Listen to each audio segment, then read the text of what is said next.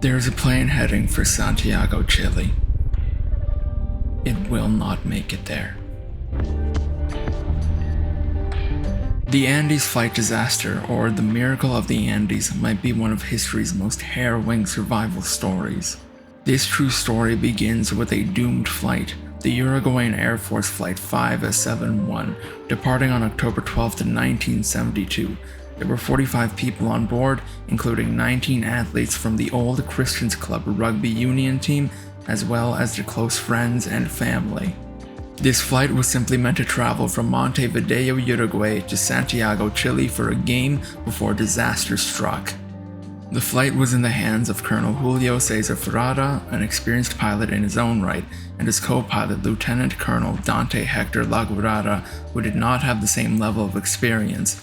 The flight was a training experience for him, and at the time of the crash, Lagurara was responsible for the controls. He made a crucial mistake. With such heavy cloud cover and low visibility, he should have been relying on the instrument readings to determine the aircraft's location, but he failed to do so. He began his descent too soon. If Lagurara had looked at the instrument readings, he would have known that the plane was around 60 to 69 kilometers east of Curico. This was incorrect, and he would begin their descent while still over the Andes. During the descent, the passengers experienced major turbulence. Rugby player Nando Parado recalled that at first, everyone was trying to make light of the bumpy ride. However, that was quickly overshadowed once the passengers realized how close the plane had flown to the mountains. Passenger Nando Parado later described the plane's descent and the horror of regaining visibility. This rapid descent dropped us below the clouds, and that was probably the moment when the pilots saw the black ridge rising dead ahead. They gunned the Fairchild F227's engines in a desperate effort to climb. From Robert Canessa, another passenger and a rugby player, a 19-year-old medical student. He began to climb until the plane was nearly vertical and it began to stall and shake. Then we smashed into the side of the mountain. Tragically, the efforts of the pilot to make it over the mountain weren't successful. The underside of the plane crashed into the ridge, and the consequences were devastating. According to Nando Parado's recollection of events, he remembered the plane's wings coming off, followed by damage to the fuselage and the tail end of the aircraft falling away. The first fatalities came soon after. The 5 seated behind Parado perished, the flight steward, the plane's navigator, and 3 passengers. Only moments later, 2 more passengers tumbled out of the back of the plane, Daniel Shaw and Carlos Valletta. Though Valletta initially survived the fall, he eventually asphyxiated in the snow. The last of the fatalities occurred once the fuselage hit the snowbank. This force of impact loosened the passenger seats and caused them to fly upward, crushing multiple people. The crash crushed both pilots, trapping them in the cockpit. Pilot Ferradas passed immediately, but Lagurara survived with critical injuries. He begged a survivor to end his life, but his wishes went unanswered. He passed the next day. 33 of the 45 passengers survived the initial crash, but the night after, 5 more would later succumb to fatal injuries, leaving 28 souls stranded and terrified in the Andes. And yet, not all hope was lost. 2 of the passengers were medical students, Roberto Canessa and Gustavo Zerbino. They were the ones to tend to the survivors, treating any wounds to the best of their abilities. Arturo Noguera broke both his legs, Nando Parado suffered a skull fracture, and Enrique Platero had been impaled by a piece of metal, and yet, despite their excruciating injuries, they pulled through. The survivors of the crash didn't sit around and wait to be found. Instead, they leapt into action, building a shelter for themselves with the debris and broken parts of the plane. They patched up the broken fuselage with the broken passenger seats, snow, and remaining luggage. The passenger Fidostrat was especially helpful, as he used a sheet metal to create a solar-powered water collector. He also fashioned sunglasses using bra straps, wire, and plastic sun visors for snow blindness. 3 days after the crash, Nando Parado, who had fractured his skull, woke up. He'd been unconscious for 3 days. Roberto Canessa told him, "We had given up on you." Upon waking up, Parado received devastating news. He learned that his mother had perished and that his sister Susanna had suffered major injuries, and though Parado wanted nothing more than for his sister to overcome her wounds, she sadly succumbed to her injuries on the 9th day. Through all of this, the matter of staying warm was ever present. While the use of wool seat covers for warmth and the cushions for snowshoes had their use, the now 27 survivors continued to struggle with their transition from the warm climate they were familiar with to the low temperatures and high elevation of the Andes, getting as low as -30 degrees Celsius at night. Worse yet, they had little food, equipment, or medical supplies, and yet, for as stocked as the odds already seemed, the worst was yet to come. After being stranded for 11 days, distressing news blindsided the team. Thanks to an AM transistor radio, they learned that the search for their lost aircraft had been cancelled. After hearing the news that nobody was looking for them, many of the survivors broke down. However, it was Gustavo Nicolas who had injected some hope into a hopeless situation. Nicolas reportedly shouted, "Hey boys, there's some good news. We just heard on the radio. They've called off the search." The group couldn't understand how this could possibly be good news. He simply explained, "Because it means that we're going to get out of here on our own." One of the main struggles the survivors faced was the scarcity of food. The only sustenance recovered from the wreck was as follows: a few bottles of wine, 8 chocolate bars, 1 tin of mussels, 1 tin of almonds, some jam jars, and a small amount of dates, plums, and candy.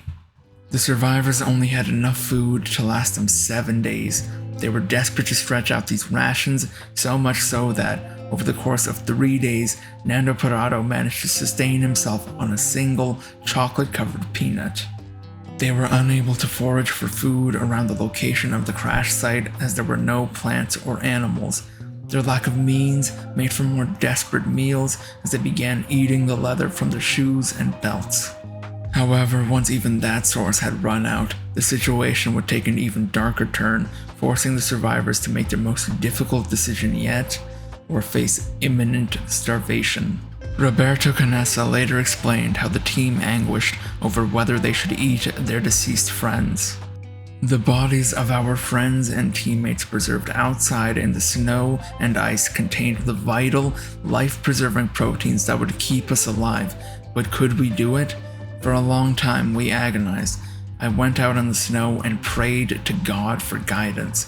Without his consent, I felt I would be violating the memory of my friends, that I would be stealing their souls.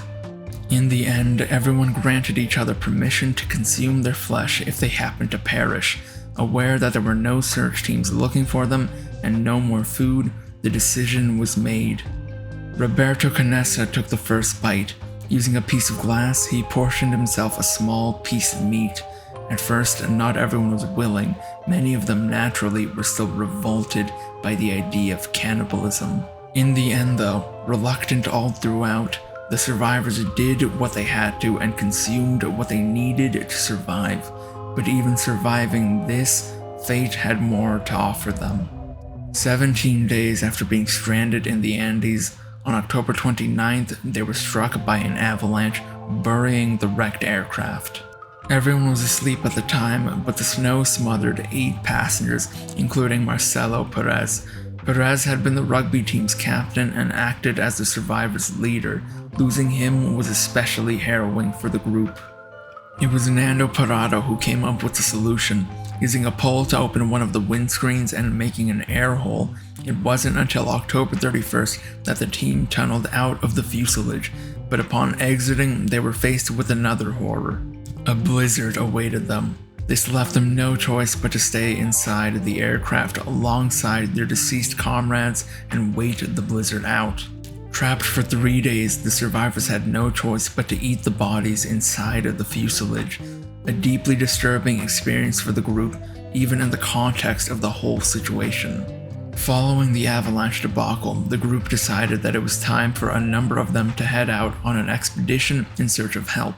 3 of the strongest men made up the expedition team: Nando Parado, Antonio Vicentin, and Roberto Canessa.